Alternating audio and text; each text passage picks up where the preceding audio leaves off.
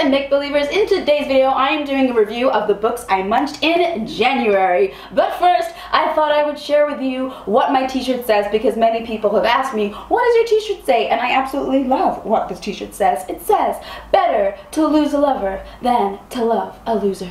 And that is for a few of the guys and girls that have messaged me saying that Valentine's Day wasn't all that. Just remember this slogan.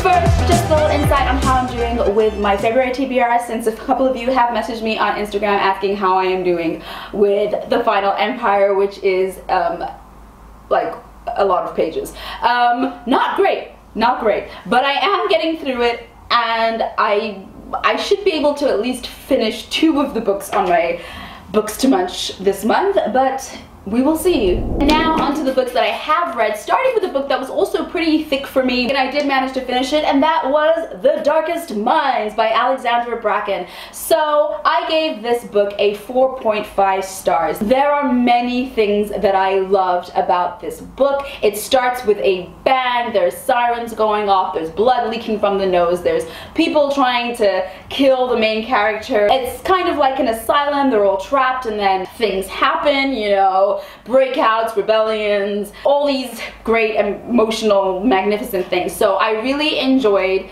The Darkest Minds. As I said when I described this in my books to munch video, basically Ruby has these powers that not many other people in this asylum that she's in have, and through the course of events it turns out that her power actually is very coveted, and along her journey Ruby meets allies and enemies, and you don't know who she should trust and who she shouldn't trust, and things are evolving, and some things you're like yes, and some things you're like no, and some things you're like, is this good? Is this bad? So it definitely keeps you on your toes. I felt like the relationships between these characters was great. I enjoyed all of them. I think actually my favorite character is Ruby, or perhaps a lovely Liam, who becomes her closest ally, if you know what I mean. If you have read it, I am now going to get into a short spoilery section, literally 10 seconds. I will tell you when to come back down here.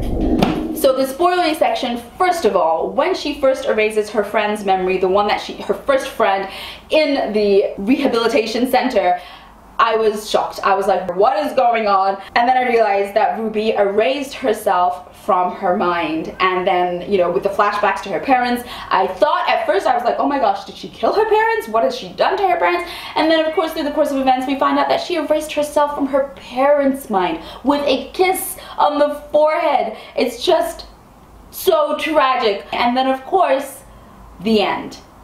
The end was probably the most shocking, and I was so in half. And I didn't, I mean, I get why she did it, because obviously if she didn't do it, then, you know, Liam, we know Liam's gonna come back and he's never gonna rest until he gets her and Chubbs to safety. So she had to erase his memory.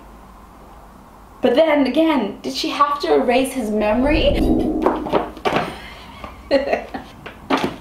The second book I read was The Iron Daughter, the second book in the Iron Fae series, and of course we're following the life of Megan Chase, who discovers that she's half human, half Fae princess. I gave The Iron Daughter a 3.5 stars. There was much to love about this book, just like with the first one. There's a lot of whimsy, a lot of madness, a lot of things to keep track of that are entertaining and enjoyable. I did think that some parts of the book, some parts of the characters was a little bit less believable than other times, but it was still very interesting, and you still had a care for the beautiful romance that was blossoming between certain 2 characters. And I do think that actually if I had read this book in high school, like it says it's the next Twilight, and for me at this moment I cannot relate to it being the next Twilight, and I still love Twilight till this day and think it was absolutely magnificent. However, I do think that if I had read this in high school, I still wouldn't think it was the next Twilight, but I think I definitely would have enjoyed it more and probably given it a 5-star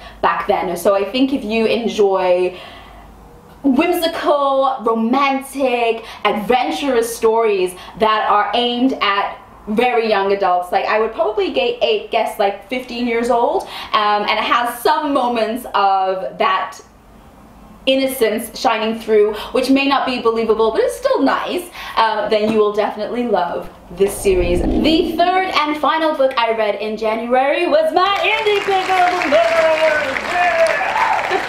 And that was Mate Finder. It's my first Leah Stone book, and oh my goodness, I thoroughly enjoyed it. There was a lot of action, a lot of romance, a lot of intense scenes. There was a lot of magic and witches and vampires and wolf shifters and just awesomeness, and it definitely gives you exactly what it promises. I love the characters, I love how it touches on the tropes, and it doesn't touch on the tropes that annoy me like love triangles, but it touches on the tropes of soulmates and the tropes of witches and covens and those kind of things, and it's just, it delivers on every level. I thoroughly enjoyed the Mate Finder. And that is all for the books I munched in January. Thank you so much for watching this video. I hope you enjoyed this video, and if you did enjoy this video, then please consider giving it a thumbs up. But if you like all my other videos, then please consider subscribing. And until next time, I'll see you. Bye!